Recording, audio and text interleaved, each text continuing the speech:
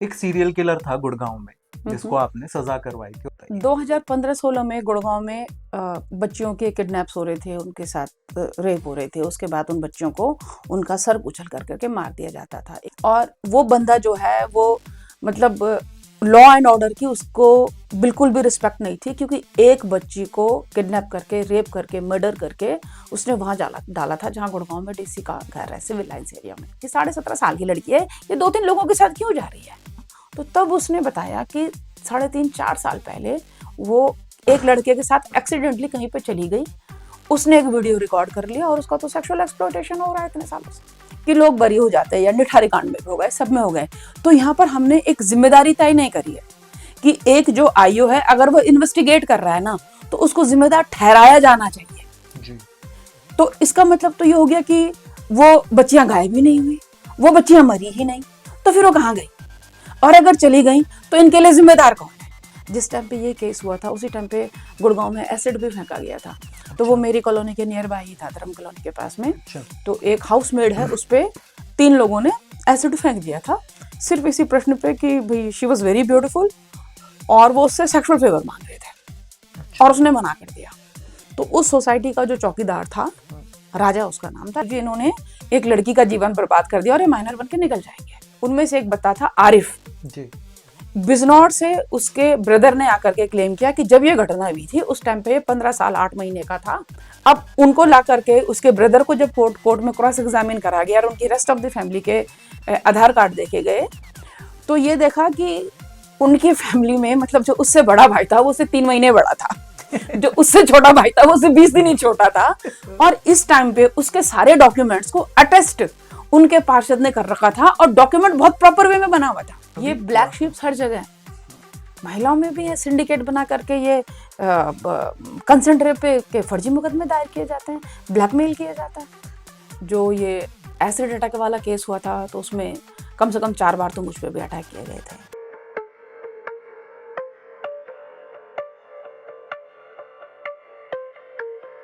एक 28 साल की महिला को उसका पति करंट लगाकर मारने की कोशिश करता है, तो डर के मारे वो महिला रात को अपने 6 बच्चों को लेकर सड़क पर निकल जाती है। जेब में पैसे नहीं थे और कमाने का कोई साधन नहीं था, तो वो सड़कों पर भीख मांगना शुरू कर देती है। उसको भीख मांगता देखकर लोग पुलिस को इत्तला करते हैं कि यहाँ पे कुछ बच्चे हैं और एक महिला है जो शायद बेसहारा है। पर पुलिस उन्हें आकर शायद वहां से भगा देती है, क्योंकि कुछ दिन बाद वही महिला और वो बच्चे दूसरी जगह पर भीख मांगते हुए नजर आते हैं। उनमें से एक बच्चा जाकर एक गाड़ी का शीशा खटखटाता है और पैसे मांगता है। उस गाड़ी के अंदर एक महिला लॉयर, एक महिला वकील बैठी हुई थी। वो उस बच्चे से पूछते हैं कि तुम भीख क्यों मांग रहे हो, तो बच्चा उन्हें अपनी आप बीती सुनाता है। उस बच्चे की कहानी सुनकर वो लॉयर कहती हैं कि जाओ अपनी माँ को बुला कर लाओ। और जब वो उस बच्चे की माँ से बात करती हैं, उस 28 साल की महिला से बात करती हैं, तो उन्हें समझ आता है कि किस तरह यह महिला अपने 6 बच्चों का भीख मांगकर पेट पाल रही है, क्योंकि इसका पति इसे करंट लगाकर मारने की कोशिश कर रहा था। पर पुलिस की तरह इन महिला वकील ने इस महिला को अपने हाल पर नहीं छोड़ा। उन्होंने इस महिला और इनके बच्चों के रहने का इंतजाम किया और इनके पति के खिलाफ एफआईआर की और इनका केस प्रो बोनो लड़ा और इन्हें वापस इनके घर में एंट्री दिलवाई। उस गाड़ी में जो लेडी एडवोकेट थे उनका नाम है डॉक्टर अंजू रावत नेगी, और वो आज तक 75 से ज़्यादा रेप और एसिड अटैक विक्टिम्स को न्याय दिलवा चुके हैं, जिनमें से बहुत सारे केसेस वो फ्री में अपने खर्चे पे लड़ते हैं। उन्होंने अपने जीवन का मिशन बनाया है कि वो उनकी आवाज़ बनेंगी जिनकी कोई आवाज़ नहीं होती। वो उन लोगों को इस न्याय तंत्र तक पहुंचने में मदद करेंगी जिनके पास कोई संसाधन नहीं है। तो आज हम मिलेंगे डॉक्टर अंजू रावत नेगी से और जानेंगे कि उन्होंने ये सफ़र कैसे शुरू किया, क्या परेशानियां उन्हें आई, किस तरह से जब वो इस तरह के एलिमेंट्स के खिलाफ, एसिड अटैक करने वालों के, सीरियल किलर्स के खिलाफ केस लड़ती हैं, तो किस तरह उनकी पर्सनल लाइफ अफेक्ट होती है, किस तरह उन पर हमले हुए और कैसे वो गरीब और पीड़ितों के लिए इंसाफ का रास्ता बनती हैं। तो आइए मिलते हैं डॉक्टर अंजू रावत नेगी से। नमस्कार दीदी, नमस्कार बहुत जी। स्वागत है आपका धन्यवाद हमारे जी। इस पॉडकास्ट में, हम्म, जिसमें मेरी कोशिश रहती है कि समाज में जो लोग हम्म, बिल्कुल चुपचाप जमीनी स्तर पर अपना काम कर रहे हैं, समाज की सेवा कर रहे हैं, हम्म, ऐसे लोगों की जान पहचान मैं अपने व्यूअर्स से करवाऊं। और आपके बारे में मैंने पहले तो अपने फादर से सुना, और उसके बाद जो हमारे फर्स्ट गेस्ट थे ऋतुराज जी, जी जी। उनसे आपके बारे में सुना कि आप किस तरह से गरीबों के लिए या उनके लिए जो असहाय होते हैं, जिनकी कोई आवाज नहीं सुनता है, उनके लिए आप कानूनी लड़ाई लड़ते हैं। तो बहुत स्वागत है आपका। धन्यवाद। सबसे पहले मैं चाहूंगा कि आप हमारे दर्शकों को अपना थोड़ा बैकग्राउंड बताएं कि आप कहाँ से हैं, आपने पढ़ाई कहाँ से की लॉ की, और किस तरह से आपका ये माइंडसेट बना कि आपको गरीबों के लिए, असहाय के लिए काम करना है। मैं बेसिकली गढ़वाल से बिलोंग करती हूँ। पौड़ी गढ़वाल मेरा नेटिव क्षेत्र है और वहीं से मैंने लॉ की पढ़ाई की। और जो भी मेरा ये कानूनी कैरियर है या लॉ के क्षेत्र में हम लोग कुछ भी काम कर पा रहे हैं, तो हमारे टीचर हैं डॉक्टर सुभाष चंद्र गुप्ता जी। तो उनका इसमें बहुत कंट्रीब्यूशन है। उन्होंने हर स्टेप पे मुझे बहुत मदद की मेरे डिसीजन लेने में। एलएलबी करने के बाद आगे हायर एजुकेशन में उनकी बहुत मदद रही मेरे को। एलएलएम मैंने किया या उसके बाद मैंने लॉ के ही फील्ड में डॉक्टरेट करी है। तो ऐसे गुरुजनों की देखरेख में मैंने अपना काम ये करा। और जब हम लोग लॉ कर रहे थे तो उसी दौरान पौड़ी में एक कोई घटना हुई थी एक बच्चे के साथ में। छोटा बच्चा था वो। तो किसी ने कुछ अननेचुरल ऑफेंस उसके साथ में करा था। तो उस टाइम पे मैंने देखा कि हाँ भाई, जो गरीब तबका है इनके साथ में बहुत एट्रोसिटीज होती हैं। और तब मैंने ये तय करा था कि जो लोग सड़कों पर हैं उनके लिए हमें कुछ ना कुछ करना चाहिए। और उसी वक्त मैंने ये तय कर लिया था कि मैं जहां पर भी अपने प्रोफेशन में रहूंगी, इन लोगों के लिए काम जरूर करूंगी और मैं प्रो बोनो केसेस करूंगी। ये मैंने उसी क्षण निश्चय कर लिया था। तो दीदी, आपकी यही प्रो बोनो जो आप केसेस लेते हम्म हो, जो आपने काम किया है, इसके बारे में मेरे कुछ व्यूअर्स हैं जो इंस्टाग्राम पे मुझे फॉलो करते हैं, मैंने उनको बताया था अपनी एक स्टोरी अपलोड करके हम्म कि नेक्स्ट पॉडकास्ट हम्म अंजू दीदी के साथ होगा जो ऐसे काम करते हैं, hmm and they are very excited to meet you. खास हम्म करके एक budding female lawyer, third year में है इस टाइम, हम्म अभी इलाहाबाद हाई कोर्ट जाना उन्होंने शुरू किया है। हम्म तो she is very excited to see this podcast, and hmm she has asked many times DMs में कि सर कब होगा, कब होगा। So hmm. If you have any message for those budding lawyers तो। देखिए, जो वकालत का प्रोफेशन है ये हमारा पैशन होना चाहिए, क्योंकि इसमें हम एक समाज के हर तबके से जुड़ते हैं। और जो न्याय है वो सबके लिए सुलभ होना चाहिए। ऐसा नहीं है कि एक गरीब जो है वो अपने न्याय की लड़ाई के लिए आगे बढ़ने की कोशिश ही ना करे। तो आप लोगों को भी कोशिश करनी चाहिए कि जो ग्रास रूट का आखिरी बंदा है उस तक न्याय पहुंचे। हमारे देश की जो संविधान की प्रस्तावना है उसमें लिखा है कि भाई हम भारत के लोग, वी द पीपल जी ऑफ जी। इंडिया। तो जो ये we the people of India है ये एलाइट ग्रुप नहीं है। ये वो ग्रास रूट है जहां तक की सरकारी योजनाएं भी पहुंचते पहुंचते पस्त हो जाती हैं। सोसाइटीज के लोग इसमें नहीं है। जिनकी जो सैलरीज है वो 7 फिगर में, 8 फिगर में है, वो लोग नहीं है। क्योंकि उन लोगों के लिए चीजें बहुत आसान हैं। जिन लोगों के लिए ये चीजें दुर्लभ होती हैं उनके केसेस लड़ना। जो बच्चे होते हैं, वॉइसलेस होते हैं, वोटलेस होते हैं, उनके लिए खड़े हो जाना। जो महिलाएं हैं अपने अधिकारों की रक्षा नहीं कर पाती हैं, उनके लिए भी खड़े होना, ये हमारा पैशन होना चाहिए। डेफिनेटली आप अपनी वकालत करिए, लेकिन साल भर में अगर हम 2 केस भी उन लोगों के करते हैं जिनके लिए कोई खड़ा नहीं होता है, तो ये समाज के लिए बहुत बड़ा कंट्रीब्यूशन होगा। ये मेरा आपको मैसेज है जी। Basically article 14 equality before law को आप बिल्कुल इंश्योर करते हैं। बिल्कुल। तो दीदी, इसी पे ही आगे बट चढ़ते। जो इक्वलिटी होती है वो इक्वलिटी अमंग द इक्वल्स होनी चाहिए।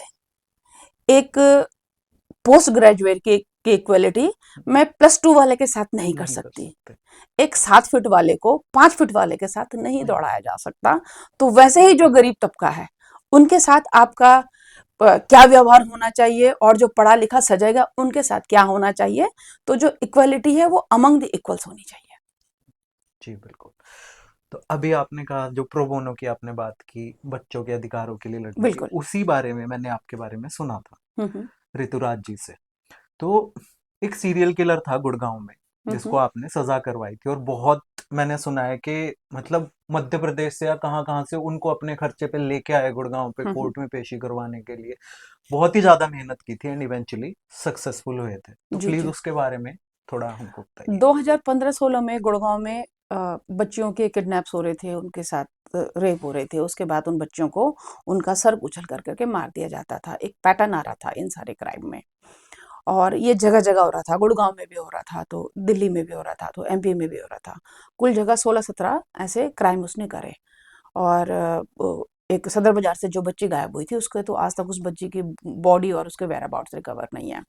और वो बंदा जो है वो मतलब लॉ एंड ऑर्डर की उसको बिल्कुल भी रिस्पेक्ट नहीं थी, क्योंकि एक बच्ची को किडनैप करके, रेप करके, मर्डर करके उसने वहां डाला डाला था जहां गुड़गांव में डीसी का घर है, सिविल लाइंस एरिया में। अच्छा। मतलब इतने सेफ एरिया में जाकर के भी वो इन क्राइम्स को कमिट करता था। अब इनमें प्रॉब्लम क्या हो जाती है कि अभी आपने देखा होगा ये निठारी वाला कांड है, सब कुछ जी। करने के बाद में सारे बरी हो गए। तो जी। प्रॉब्लम कहाँ पे आती है?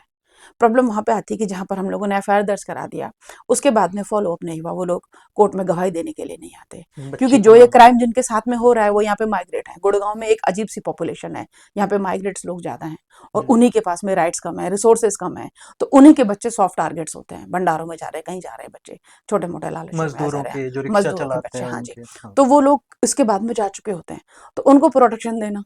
जी। अब किसी ने कोर्ट में गवाही देनी है, एक आम आदमी को भी नहीं पता कोर्ट में कैसे डिपोज करना है, कैसे किसको आइडेंटिफाई करना है कि हाँ भैया यही था, मैंने इसी को देखा था। जी। जो मतलब जैसे आप बता भी रहे हो कि लॉ के कुछ बच्चे हैं, तो जी। जो एविडेंस है उसको लिंक करना, अगर वो एविडेंस लिंक नहीं होगा तो फिर वो चीज कहीं ना कहीं जाकर के जो ऊपर के हायर कोर्ट्स हैं फिर वो अप्रिशिएट नहीं करती, क्योंकि लोअर कोर्ट में तो आपने फैक्ट देख लिया, जहां लॉ जी। की बात आती है लिंक नहीं कनेक्ट हुआ तो वो सब छूट जाता है। तो इन सब चीजों को कनेक्ट करने के लिए आपको फैमिलीज को भी टच में रखना पड़ेगा। अब जो विक्टिम है इन केसेस में होती नहीं है, विक्टिम जा चुकी होती है, जी। तो जो एविडेंस रह जाता है वो लास्ट सीन एविडेंस होता है, साइंटिफिक एविडेंस होता है, जी। जो उसके पेरेंट्स होते हैं वो होते हैं। तो सबके जो गवाहियां हैं वो एक ही टोन पे चल सके, जी। कोराबोरेट ना करें एक दूसरे से। तो इन सब चीजों का ध्यान रखना पड़ता है, क्योंकि मतलब जो भी मंशा रही होगी हमारे लॉ मेकर्स की, तो उनकी मंशा ये है कि चाहे 100 अपराधी छूट जाएं लेकिन एक निर्दोष को सजा सजा ना नहीं हो। जानी चाहिए। एंड इस मामले में जो इन्होंने नियम बनाया है वो, अगर कोई मुझसे अग्री नहीं भी होता हो, उस डिसएग्रीमेंट के रेट पर भी मैं इस बात को कहूंगी कि हम लोगों ने इस नियम को एक तरफा बनाया है। मतलब हम लोगों ने इसको अक्यूज्ड के फेवर में बनाया है, उन कंप्लेनेंट्स के बारे में नहीं सोचा है जिनका कि परिवार तहस नहस हो जाता है, जीवन तहस नहस हो जाते हैं। ठीक है, एग्री कि लोग बरी हो जाते हैं, या निठारी कांड में भी हो गए, सब में हो गए। तो यहाँ पर हमने एक जिम्मेदारी तय नहीं करी है कि एक जो आईओ है अगर वो इन्वेस्टिगेट कर रहा है ना, तो उसको जिम्मेदार ठहराया जाना चाहिए। जी।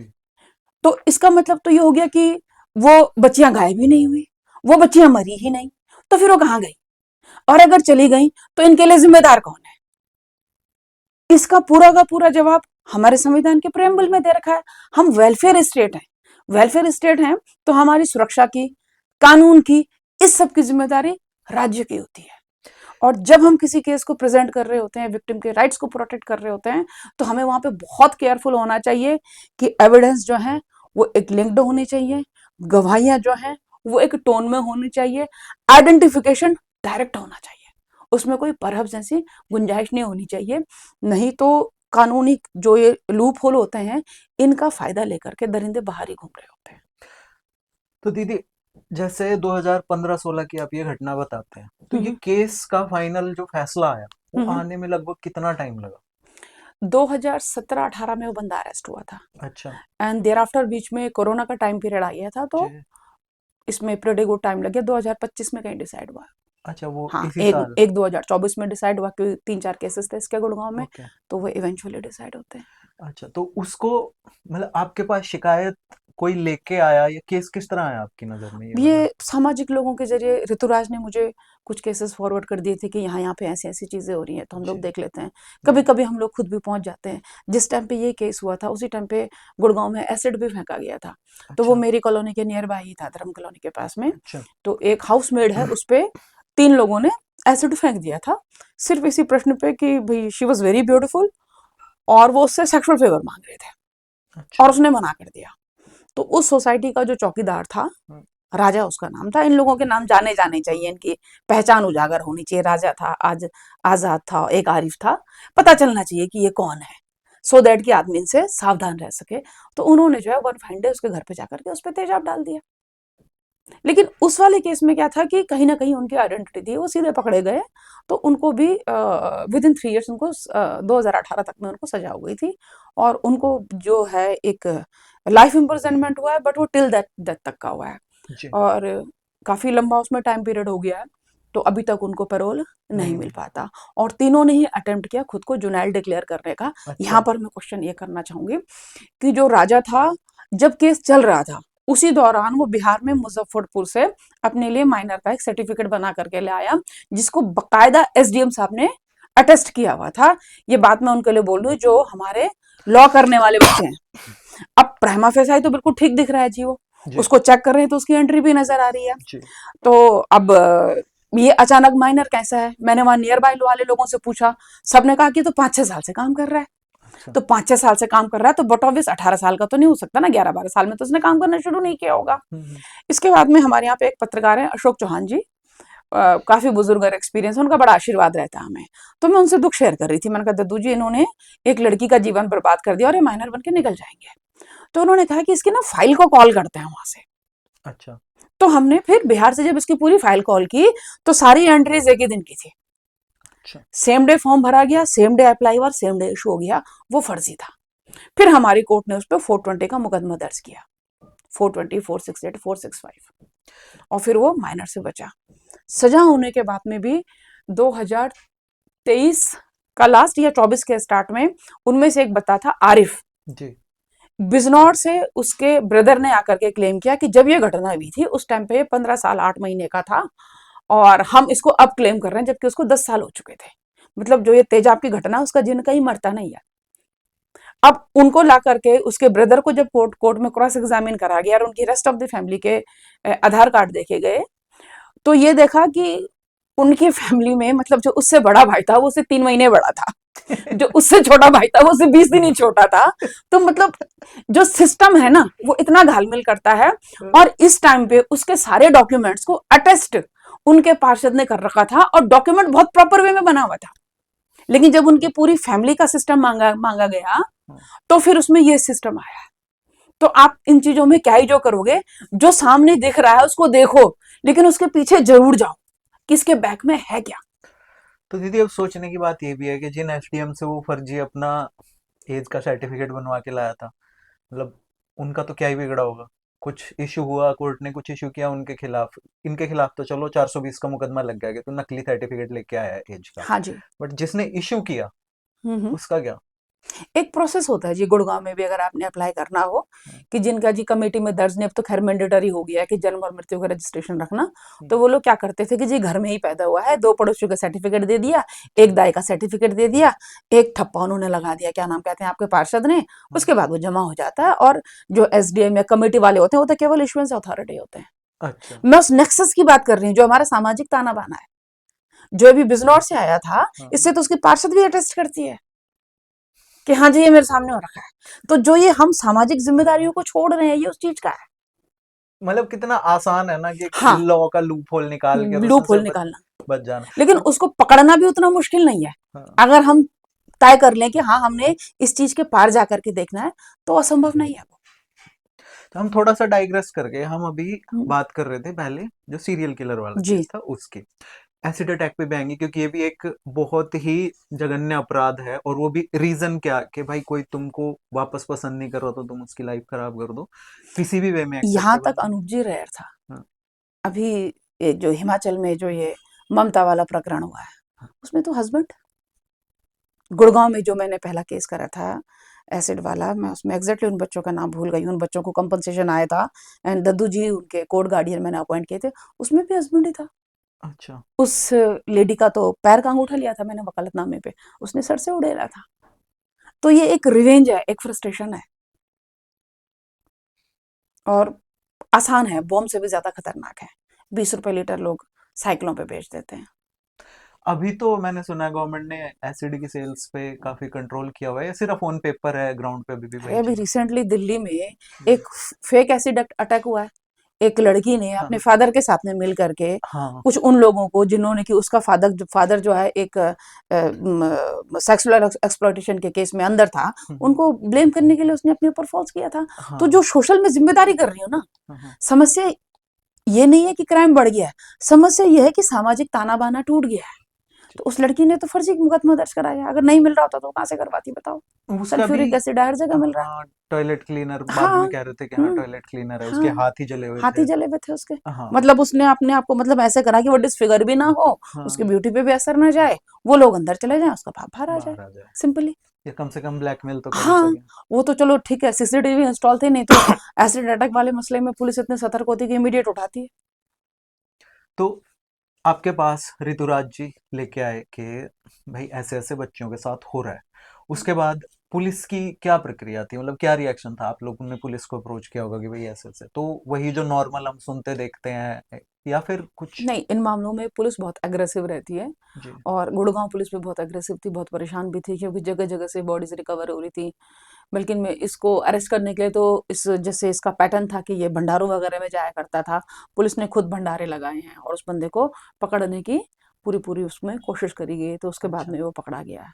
अच्छा, तो तो उसके जो विक्टिम्स होते थे उनको तो मार देता था सर कुचल के। हाँ जी। तो फिर पहचाना कैसे कि ये बंदा है कि? लास्ट सीन वही मैं उन लोगों को बोली थी कि जो एविडेंस है ना उसकी कड़ी को कनेक्ट रखा जाए। अच्छा। लास्ट सीन, क्योंकि इस वाले मसले में भी अनफॉर्चुनेटली क्या होता है कि जिन मसलों में हमें फैमिली तुरंत अप्रोच कर लेती है, तो उसमें तो हम लोग साइंटिफिक एविडेंसेस रखने के लिए पुलिस को पुश करते हैं कि भैया आप डीएनए सैंपलिंग रख लो, वेजाइनल स्वैब रख लो, ताकि बाद में उसके डीएनए से मिलान किया जा सके। लेकिन जिन मसलों में क्या है कि कोई चीज़ हो जाती है और विक्टिम की फैमिली अप्रोच करने में टाइम लगा लेती है, तो मीनवाइल हो जाता है।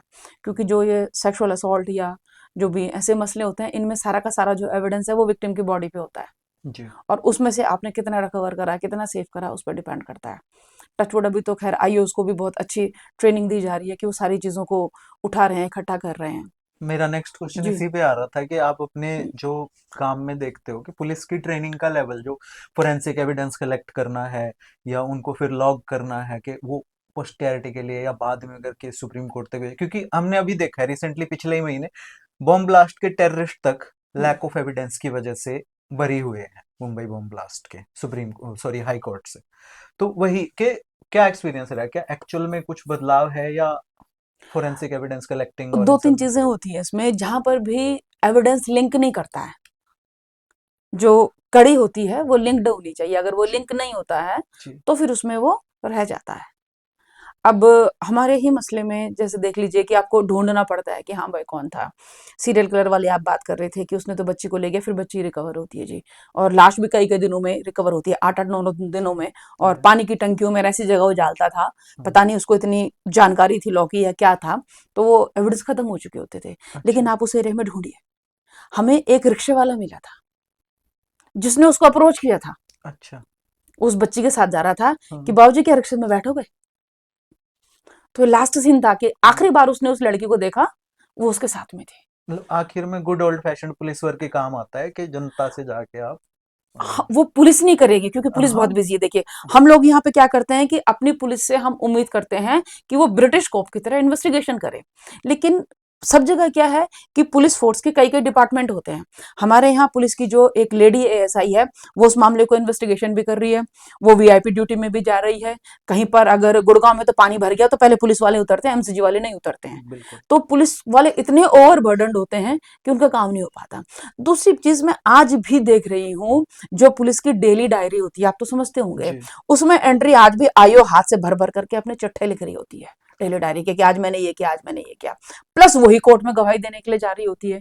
एक आईओ एक टाइम पे एक केस नहीं होता, उसके पास 4-5 केस होते हैं, जी। जो पहले के किए होते हैं, उनमें गवाही पे जा रहे होते हैं। जी। जब वो कोर्ट में नहीं पहुँच रहे होते हैं, कोर्ट उनको कहीं उनकी सैलरी अटैच कर रही होती है, कहीं उनको किसी भी तरीके से बुला रही होती है। जी। वीसी वगैरह की सुविधा तो खैर अब होनी शुरू हुई है, जिसमें कि अभी भी सिस्टम ये है कि हाँ भाई आप यहीं पर आकर के बोलो या जो भी सिस्टम वीडियो है। कॉलिंग के। तो इस सिस्टम को कर करके सारी चीजें हो रही हैं। पुलिस को हम ब्लेम कर सकते हैं कि वो प्रॉपर इन्वेस्टिगेशन नहीं करते, लेकिन हम क्लेम नहीं कर सकते क्योंकि वो ओवरबर्डन है। हम लोगों का तो रोज का उठना बैठना होता है पुलिस के साथ में, जी। तो उसमें हम देखते हैं उनके घंटे ही फिक्स नहीं होते हैं। हाँ, ये तो है। और आईओ की जब थाने में भी ड्यूटी है, अगर एसएचओ साहब चले गए तो जो सेकंड सीनियर है जी वो इंचार्ज है। तो ये बहुत बड़ी समस्याएं हैं। तो पुलिस के डिपार्टमेंट में भी जो इन्वेस्टिगेशन का डिपार्टमेंट है, जैसे हमने जो ये अपना जो ये क्राइम का अलग कर रखा है, तो वैसे ही जो इन्वेस्टिगेशन वाला है इसको हमें अलग करना चाहिए। हाँ, ये तो कमीशन भी बना था, एक रिटायर्ड डीजीपी थे उनका, उन्होंने भी यही सजेस्ट किया था कि लॉ एंड ऑर्डर को और इन्वेस्टिगेशन को, इन सबको अलग हम करना अलग चाहिए, करना अलग चाहिए। करना कि चाहिए। भीड़ भाड़ संभालनी है वो अलग हाँ, जिम्मेदारी है, उनकी अलग स्पेशलिटी है, बिल्कुल, और बिल्कुल। जो इन्वेस्टिगेट कर रहे हैं उनकी अलग है। हुँ, हुँ, जैसे हुँ। बाहर भी यही होता है, डिटेक्टिव होते हैं वो अलग होते हैं। हुँ, हुँ, हाँ। हुँ, हुँ। वही होना चाहिए। हाँ। तो फिर उसके बाद आपने, मतलब पुलिस ने, आप लोगों ने वो रिक्शा वाला ढूंढा, हुँ। उसको उसके थ्रू उसको पुलिस हाँ, ने। फिर उसको पुलिस को बताया कि भैया इस बंदे ने देखा है। अच्छा। तो उसमें ये था कि वो जो एक जो विक्टिम थी हम्म। उसकी जुड़वा बहन थी बिल्कुल सेम।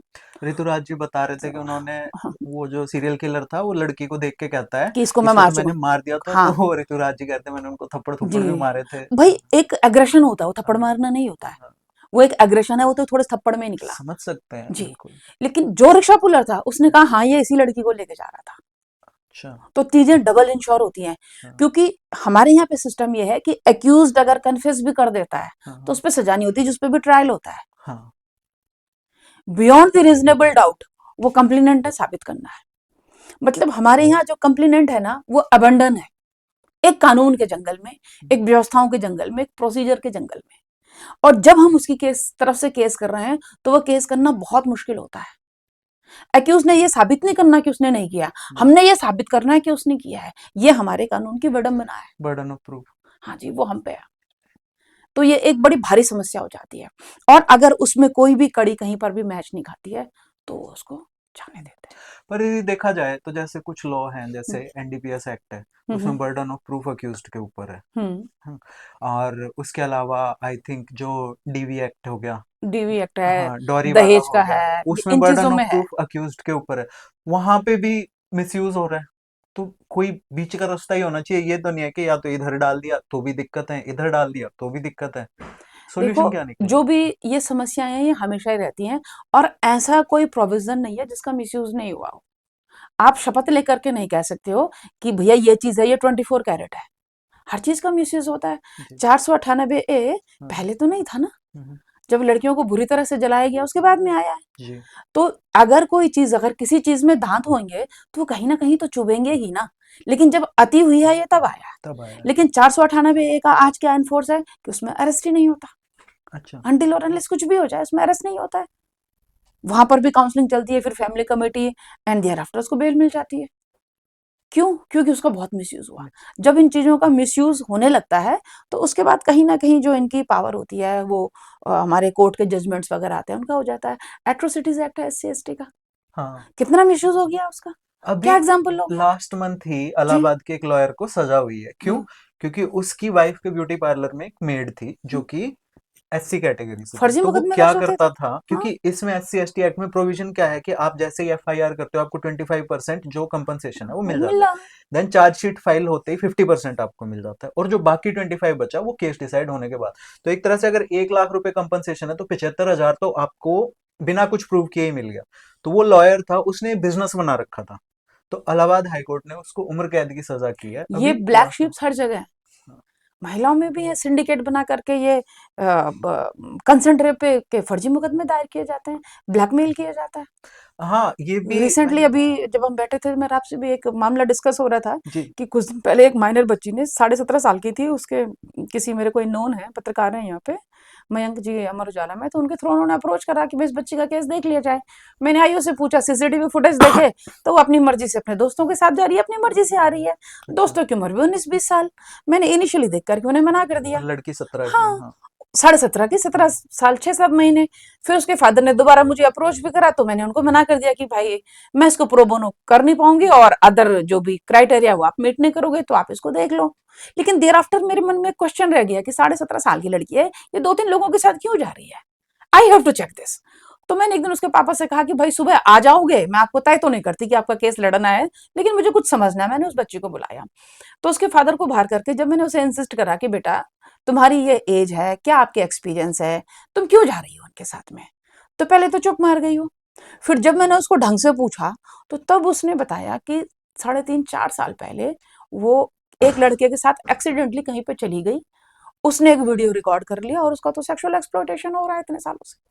तो ये तो एक हम्म, तरह से रेप का ही केस बन रेप गया। का केस है। फिर मैंने उसके बाद आईओ को दिया तो आईओ ने कहा कि मैंने इसकी बहुत काउंसलिंग की। अच्छा, अब उसकी काउंसलिंग आईओ ने भी करी है, जो लीगल एड काउंसिल होता है उसने भी करी है, चाइल्ड वेलफेयर कमेटी ने भी करी है, लेकिन ये वीडियो सामने नहीं आया।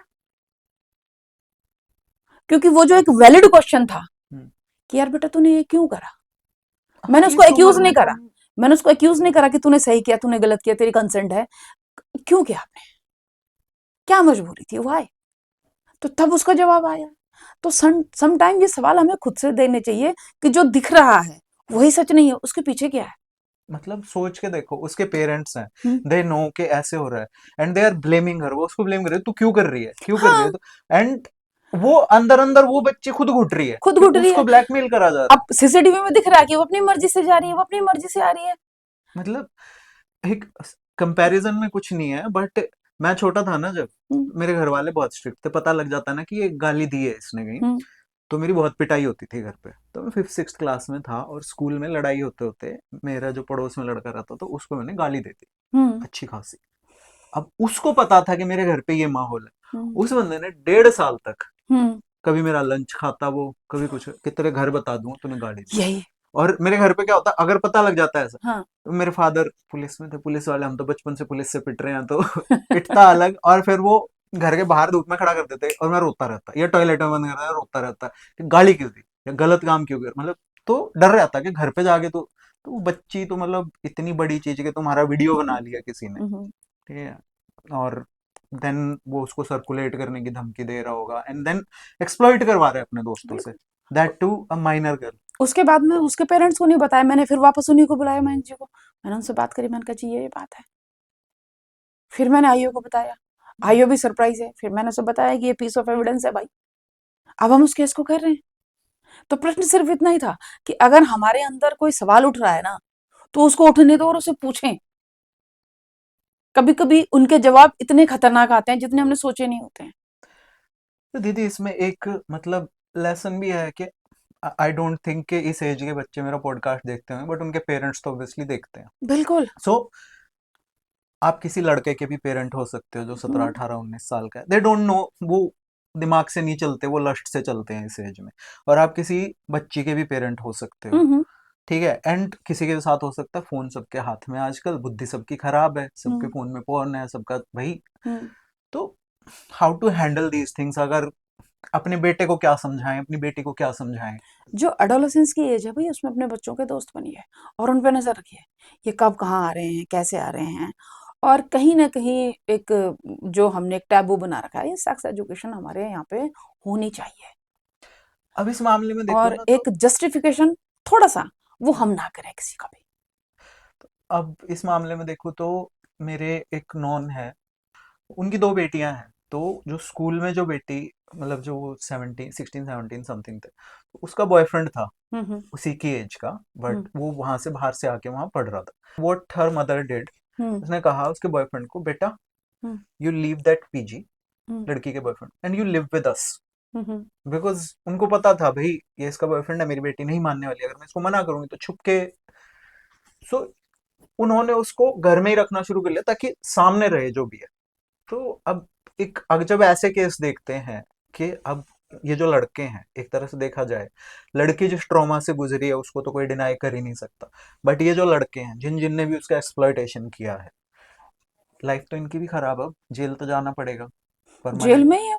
हाँ, अब एक तरह से पूरी इनकी 20s जो हैं हाँ, वो जेल में निकलेंगी, 30s में बाहर 30s क्या, निकले। इनकी बेल एप्लीकेशन लगी थी और मीनवाइल तो ये हमारे पास आ गया था। हम्म, उनको ना यहाँ से मिली ना उनको हाई कोर्ट से मिलनी है। सीधे हम्म, सजा होनी है उनको, पॉस्को के केस है उनके अगेंस्ट में।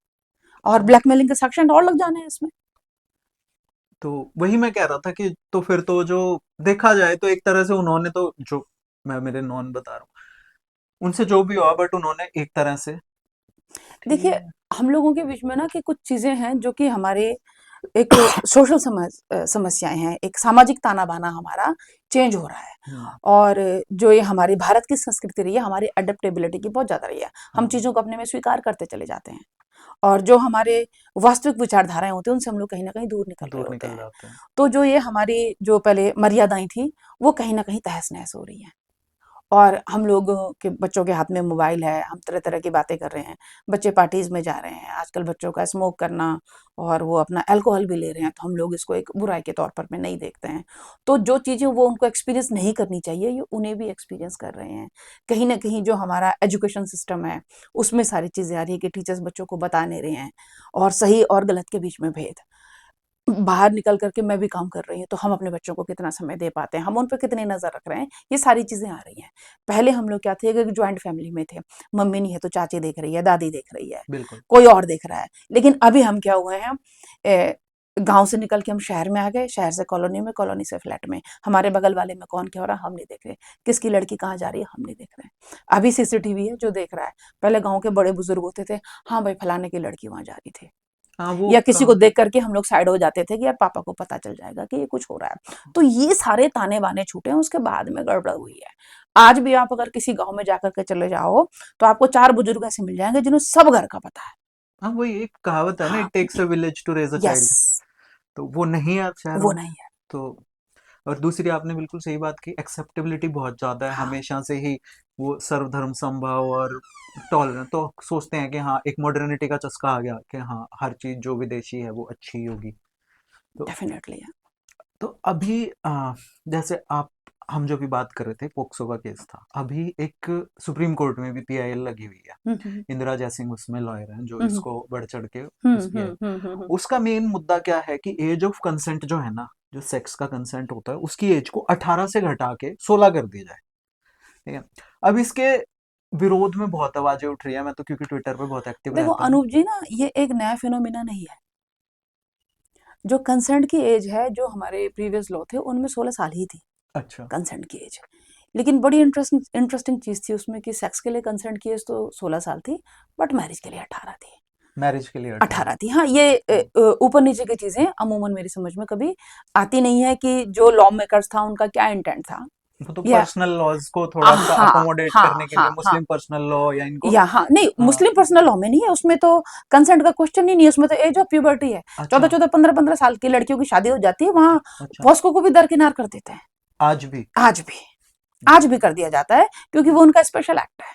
तो एक तो मैं यहाँ पर बोलती हूँ कि जो इंदिरा जयसिंह कर रही हैं बहुत एक्सपीरियंस्ड है, करनी चाहिए। लेकिन रादर दिस इसके अगर वो कॉमन सिविल कोड के लिए जाती, सभी के लिए कुछ कानून बन पाता तो वो एक बहुत अच्छी बात होती कि भैया कंसेंट चाइल्ड की, है नहीं? जो हम्म, बिलो 18 है, हाँ। क्योंकि पॉस्को में चाइल्ड बोला है उसके लिए। हाँ। 18 से नीचे का है वो चाइल्ड है।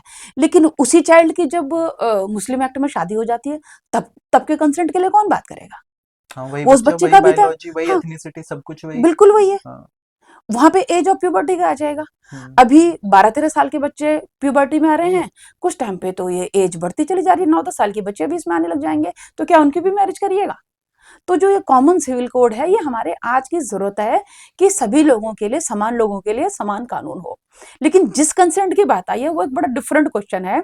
ये फैक्ट एंड लॉ का एक मिक्स एंड मैच क्वेश्चन मैं इसको अपने लेवल पे मानती हूँ, क्योंकि मैंने बच्चों के साथ में बहुत काम करा है। एक रोमियो जूलियट का फॉर्मूला यहाँ पे रखा जाता है कि एक 17 साल की बच्ची एक 18 साल के बच्चे में है। तो ये जो रिलेशनशिप है, एक रोमांटिक रिलेशनशिप है, हम इसको कानून के नज़रिए से नहीं देख सकते। लेकिन एक 17 साल की बच्ची को उसी की मर्ज़ी से 32 साल का लड़का लेकर के गया है, तो वो तो उसको एंटाइस कर सकता है ना। प्रश्न ग्रूमिंग है वो कंसेंट का सीधा नहीं। सीधा। हाँ, हाँ। ग्रूमिंग करिए आप। हाँ। ये ब्रिटेन में तो बहुत ज़बरदस्त उठा है ये मुद्दा। हाँ पाकिस्तानी ग्रूमिंग हाँ, गैंग्स। पाकिस्तानी ग्रूमिंग गैंग्स हुई थी। तो एज नहीं है consent. Who is in the position of entice? कौन किसको एंटाइस कर सकता है? किसी के ऑफिस में जस्ट 18 साल 1 महीने की लड़की आई और बॉस उसे बेड पे ले गया, हम्म। तो कंसेंट है क्या? एंटाइस है, चलो वो वो उसके तो, अंडर है। वो तो पॉश गाइडलाइंस में जी। वैसे भी कवर्ड है कि आप अगर पावर की पोजीशन में हैं and someone is below you, hmm, तो अगर आप उससे सेक्सुअल नहीं फेवर्स तो लेते हैं तो। बट क्या वहां पे क्या कंसेंट में कसा जाएगा? हाँ अगर। अनटिल और अनलेस वो बच्चा ना कहे। हाँ तो मैं भी वही बोल रही हूँ कि कंसेंट के लिए एज इममटीरियल है।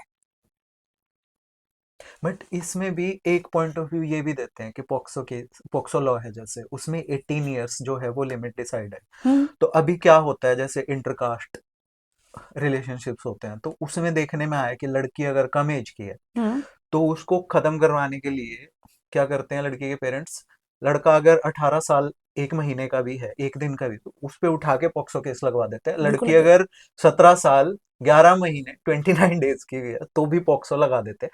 अब हमारे देश में आप लॉयर हैं बुरा मत मानना, बट लीगल सिस्टम या ये क्रिमिनल जस्टिस सिस्टम अपने आप में एक सजा है। अरे इससे तो पैराडाइज है वकीलों का ये। हाँ, और जो भी इसमें से निकलते हैं जो लोग लॉयर नहीं है जिनको, उनके लिए सजा है, process itself is a punishment. तो जब ऐसा केस लगता है, ठीक है, ऐसे केसेस आ रहे थे तो उनको देखते हुए अगर इसको देखें तो मतलब 16 साल जो कंसेंट के लिए। शायद मैं अपनी बात को बहुत प्रॉपरली रख नहीं पाई हूँ। जी मैंने इसमें क्या बोला कि इंदिरा जयसिंह जी स्पेसिफिकली एज को लेके चली गई। तो क्वेश्चन एज का नहीं है, क्वेश्चन ये है कि क्या कोई इस पोजीशन में है कि दूसरे को प्रभावित कर सके ओके कंसेंट देने के लिए भी। जहां लड़की की उम्र 17 साल है, लड़की की उम्र भी देखी जानी चाहिए, जी लेकिन लड़के की उम्र में भी फर्क थोड़ी, वो 18 साल का है। जी तो वहां पे कंसेंट मटेरियल है, क्योंकि दोनों एज एक एज ग्रुप के हैं, एक अडोलेसेंस में है, दोनों का बुद्धि एक ही साथ की है। हाँ हो सकता है एक टाइम पे अब स्कूल में एक साथ हो। एक इंसान महिला है जो सड़क पे है, हम्म, तो क्या किसी ने उसके साथ सेक्स कर दिया तो क्या उसकी कंसेंट का कोई मैटर है? नहीं क्योंकि वो तो कंसेंट देने की पोजीशन में ही नहीं है, पोजीशन में भले है। उसने उस टाइम पे हाँ भी कहा हो। एग्जैक्टली तो प्रश्न ये है कि जो उनका सोशल बैकग्राउंड है, जो उनकी एज है, वो सिर्फ विक्टिम की ही नहीं, एक्यूज्ड की भी मटेरियल है। तो अगर हम इसको कलेक्टिवली देखेंगे तो बेनिफिशियल है। और अगर सिंपल एज मेंशन कर देना कि जी नहीं जी वो आ, जो भी है अपना सेक्स के लिए तो कंसेंट वो 16 ईयर्स में भी दे सकती है, तो कम से कम मैं तो इसके फेवर में नहीं हूं। जो बच्चे हैं उनको प्रोटेक्ट किया जाना चाहिए। जो चाइल्ड की डेफिनेशन है पॉस्को में 18 ईयर्स, वो बहुत सही है। और इसको कोरिलेटिव करके देखे जाने चाहिए। एक्यूज की भी एज होनी चाहिए। एक्यूज की एज के लिए सेक्शन 15 है, उसमें child in conflict with law, जी कि अगर जो 16 प्लस में जिसने 15 साल पूरे कर लिया और 18 साल से नीचे है, उसने कोई ऐसा क्राइम किया जो कि उसको नहीं करना चाहिए। जी हमारे यहाँ बहुत सारे केसेस में ऐसा होता है। ये रेयान स्कूल वाले मैटर जिसमें हमारा डिस्कशन चल रहा था, हम लोगों ने जी भी फर्स्ट एप्लीकेशन उसमें दी थी, जी उसमें उसको नहीं लिया गया, या बहुत सारे ऐसे केसेस हैं। तो उनमें क्या होता है कि जो जुनाइल जस्टिस बोर्ड होता है वो अपने एक कमेटी करता है जो उसको असेस करती है, उसके सामाजिक बैकग्राउंड की रिपोर्ट आती है, एक साइकोलॉजिस्ट होता है जो उसके देखता है कि इसका ब्रेन किस तरह का है, दिमागी फिर हालत एक रिपोर्ट आती है कि क्या ये बच्चा ही है या ये समय से पहले समझदार हो चुका है। अच्छा तो वो जो child in conflict with law है, वो फॉर्मूला अप्लाई जाना चाहिए ना यहाँ पे भी, ना कि सिर्फ एज ही को मटेरियल करना है। एक लड़की है जी, बिल्कुल गांव से, कभी किसी माहौल से बाहर नहीं निकली है, उसे बहुत सारी चीजें पता नहीं है, उसने बहुत सारी एजुकेशन नहीं ली है, एक अलग ही खोल में उसका जीवन बीता है, उसके कंसेंट का कहाँ मायने रखेगा? कोई इसको बिल्डिंग, हमने पुरानी पिक्चरों में देखा था कि बिल्डिंग के माले गिरने के लोग पैसे ले लिया करते थे। अच्छा आपने वहां पे दी है, देखिए अच्छा पे दिस टू मी। तो ये वो चीज थोड़ा ना है। यहाँ जी पे ये देखना चाहिए कि कौन किसको प्रभाव में ले सकता है, वो चीज मटेरियल है, और इस पे गाइडलाइंस डेफिनेटली आनी चाहिए। सो इन सिंपल वर्ड्स हम्म, आपका कहना है कि सिर्फ एज मैटर नहीं करनी चाहिए। सबसे पहली चीज तो जो दो लोग हैं उनका एज गैप भी देखा जाना चाहिए हाँ, कि उनका सिर्फ बौद्धिक स्तर, मैथमेटिकल बेसिस पे ही तो कहीं उनको हाँ, घसीटा नहीं जा नहीं रहा जा है। रहा है। एक ओके बौद्धिक स्तर बहुत मायने रखता है। जी। आपने रायन स्कूल वाले केस की बात की, बहुत फेमस केस था। हम्म एक छोटे बच्चे का मर्डर हो गया था टॉयलेट में, आई हम्म थिंक 2016 की बात है। हम्म हाँ, तो उसके बारे में आप अभी कुछ बता रहे थे। हाँ, उसमें भी क्या होता है कि जिस दिन वो घटना हुई थी, तो हम लोगों के लिए एक नॉर्मल डे था, लेकिन हम सभी लोग इससे डिस्टर्ब हो गए थे। 2 ढाई बजे के करीब हम घर पे आए। लेकिन जो रेयन स्कूल था एक बड़ा हाई प्रोफाइल स्कूल है, बड़े वहाँ पे उनके डिसिप्लिन है, कमेटी वमेटीज हैं वहाँ पे। एक आध बार मेरा उस कॉलेज में जाना हुआ था पहले, किसी ना किसी वजह से, तो मुझे वहाँ का आइडिया था। तो जिस दिन ये घटना हुई थी उसी दिन हमें लग रहा था कि जो ये कंडक्टर है डेफिनेटली ये तो नहीं हो सकता। तो देयर आफ्टर सेम डे जब हम शाम को घर पे आए थे, ऋतुराज भी था उनमें और मेरी फैमिली के 4-5 लोग भी थे। एक मेरा मित्र रवि बंसल था, और जितेंद्र था, और 2 कुछ और लॉयर थे। जी सेम नाइट को जाकर के हमने वहाँ पे एक कंप्लेंट फाइल की थी कि भैया कॉलेज के सीसीटीवी वगैरह इसमें लिए जाने चाहिए, और कॉलेज को भी इसमें एक एज ए एक्यूज इसमें रखा जाना चाहिए, क्योंकि मॉरली ये उनकी जिम्मेदारी है बच्चे कि को उनके प्रोटेक्ट यहाँ करना। कोई भी अंदर आ रहा है, किसी को स्लट करके जा रहा है, कोई नाइफ लेकर के आ रहा है, तो ये आपकी जिम्मेदारी है, आप इससे रन नहीं हो सकते। तो ये सारी चीजें रहती हैं। उसमें भी जो एक्यूज है वो अंडर 18 था, लेकिन हम्म वो child in conflict with law पाया गया। जी वही जो मैं आपकी बात कर रही थी जी कि आप उसके ब्रेन मैपिंग करके देखे तो सही, जी उसके सामाजिक ताने बाने का बैकग्राउंड आप लाइए तो सही, जी तब ना डिसाइड करिए कि वो है कि नहीं है। 16 साल में कौन कंसेंट दे सकता है और कौन नहीं दे सकता है, मतलब जो एक फिक्स जैकेट नहीं है, जी ना लॉ का है ना ह्यूमन बीइंग का है। आईक्यू की बात करते हैं ना हम, जी जी जी जब 10 लोगों का वही सिमिलर नहीं होता तो फिर हम्म, कंसेंट कहाँ से सिमिलर आ जाएगी? मैंने किसी के लिए एक मामले में हाँ बोला है, किसी के लिए दूसरे मामले में नहीं बोला है, तो वो तो पर्सन टू पर्सन डिपेंड करता है। पर्सन टू पर्सन के आईक्यू की डिपेंडेंसी होती है। तो इसी में रायन वाले केस में पहले उस लड़के को एज अ चाइल्ड ट्रीट किया जा रहा था, बिल्कुल। बट बाद में एज एन अडल्ट उस पे मुकदमा चला, child in conflict with law, child in conflict conflict with with law, law. Yes. Okay, तो वो यही प्रोसेस होता है। एक बार फिर हाँ, से हमारे व्यूवर्स को बता दीजिए थोड़ा सिंपल लैंग्वेज में। आप तो लॉयर हैं, आपकी थोड़ी लीगल लैंग्वेज है, बट सिंपल लैंग्वेज है क्योंकि ये एक जो एक एक प्रोविजन है, सेक्शन 15 इसमें लगता है कि एक जो बच्चा है उससे कोई क्राइम हो गया है, लेकिन लॉ के साथ में उसका कॉन्फ्लिक्ट है, मतलब हम उसको बच्चा मान रहे हैं क्योंकि उसकी उम्र 18 साल से कम है, जी लेकिन उसने एक्ट एंड एक्टिविटीज उसकी वो हैं जो बहुत हीनियस हैं। मतलब उसने कोई भी ऐसा अपराध करा है, वो डकैती में इन्वॉल्व है, उसने किसी का सेक्सुअल असॉल्ट कर दिया है, उसने मर्डर कर लिया है, उसने कोई बहुत बड़ा अपराध कर दिया है, जी तो देन उस बच्चे का जो एक सोशल बैकग्राउंड होता है उसकी रिपोर्ट मांगी जाती है, उसका जो एक साइकोलॉजिस्ट के साथ में बैठा करके उसकी मैपिंग करी जाती है, और जुवेनाइल जस्टिस बोर्ड एक कमेटी बनाता है और वो कमेटी रिपोर्ट देती है कि क्या ये बच्चा समझ रहा था कि मैं जो क्राइम कर रहा हूं उसकी ग्रेविटी कितनी है, वो कितना हीनियस है। अगर उसने ये जानते हुए भी, अगर भाई उससे गलती से हो गया है या बच्चा बचकाने में हो गया, उसको नहीं पता था कि ये क्राइम भी है और चाइल्डिश ही था, तो तब तो उसको इन कॉन्फ्लिक्ट विद लॉ नहीं माना जाता है। जी लेकिन अगर उसने सोचते समझते, उसको पता था कि इसका क्या आना है, एक पूरी प्लानिंग के साथ में वो सब करा है, तो फिर तब उसको child in conflict with law माना जाता है और उसका ट्रायल वैसे ही चलता है जैसे कि एक अडल्ट adult अपराधी का case। चलता है, यही उसमें रहता है। और यही मैं बात वहां पे रखना चाह रही थी कि जो इंदिरा जी उसमें गई हुई हैं, बहुत अच्छी बात है, कंसेंट के लिए गई हैं, लेकिन उस कंसेंट में भी यही मैपिंग होनी चाहिए कि क्या वो अपनी फ्री कंसेंट देने में सक्षम थी, उसकी कंसेंट में कोई प्रेशर तो नहीं था, कोई अंडू इन्फ्लुएंस तो नहीं थी, कोई ब्लैकमेलिंग तो नहीं थी, भाई कोई लड़की है उसके पसंदीदा के हीरो की तरह तैयार होकर के उसको इम्प्रेस तो नहीं किया गया था, उसी की तरह गाने गा के तो इम्प्रेस नहीं किया गया था। तो इन सारी चीजों को देखा जाना चाहिए कि जो कंसेंट आई है वो कैसे आई है। जी दोनों ही चीजें बहुत सिमिलर सी हैं। जी। जी। तो दीदी हम्म, लास्ट में आपसे एक ही बात पूछूंगा। हम्म, आप मतलब रोज इस तरह के केसेस देखते हो, ठीक है, अभी आपसे बात करके हम्म, लिटरली गूज बम्प्स हो गए कि ऐसा भी होता है। और आप तो इतने साल से देख रहे हो, रेगुलर देख रहे हो, तो हम्म। इसका पर्सनल लाइफ पे कोई इम्पैक्ट पड़ता है, मेंटल पीस पे या? देखो, एक जो थ्रेट है वो तो कहीं ना कहीं रहता है, लेकिन वो चीजें प्रभावित नहीं करती। जो ये एसिड अटैक वाला केस हुआ था तो उसमें कम से कम 4 बार तो मुझ पे भी अटैक किए गए थे, मेरे घर के पीछे ही मेरे गाड़ी तोड़ के चले गए थे। अच्छा, वही तीन और लोग? उनके फैमिलीज के लोग। अच्छा। और लास्ट वाले दिन उनमें से एक बंदे को मैंने आइडेंटिफाई भी कर लिया था कि हाँ यही वो पर्सन पर्सन था। और कम से कम 3 या 4 बार मेरी गाड़ी के टायर फाड़े गए थे। तो ये चीजें तो रहती, लेकिन इन चीजों से कहीं कोई डरना घबराना नहीं होता, क्योंकि इनकी हिम्मतें कुछ नहीं होती हैं। जिस दिन उनको सेंटेंस हुआ उस दिन के बाद से सारी चीजें खत्म, सब चुप। और कहीं न कहीं हम लोगों को ये ध्यान रखना चाहिए कि जो भी हम लोगों की एक माइथोलॉजी है और जो हमारा एक अध्यात्म है, उसमें ये है कि हम लोग इस टाइम पे सर्वश्रेष्ठ पार्ट में हैं, क्योंकि हमको ये मनुष्य की देह प्राप्त है। तो हमें इसमें अपने जो भी कर्म है ना, वो सर्वश्रेष्ठ कर करके जाने हैं, क्योंकि 84 लाख योनि की जो ये हमारी यात्रा है ना, हम अपनी यात्रा के बहुत बेहतरीन पड़ाव पे हैं। तो ये चीज़ें कभी भी हमको कुछ अच्छा काम करने से नहीं रोकती हैं, किसी को डरने से नहीं रोकती, हम किसी के प्रभाव में नहीं आ पाते। तो इन चीज़ों को लेकर के और अपना ईश्वर पे आस्था रखनी चाहिए, हमें अच्छे काम करने चाहिए, सामाजिक ज़िम्मेदारी है हमारी। बिल्कुल।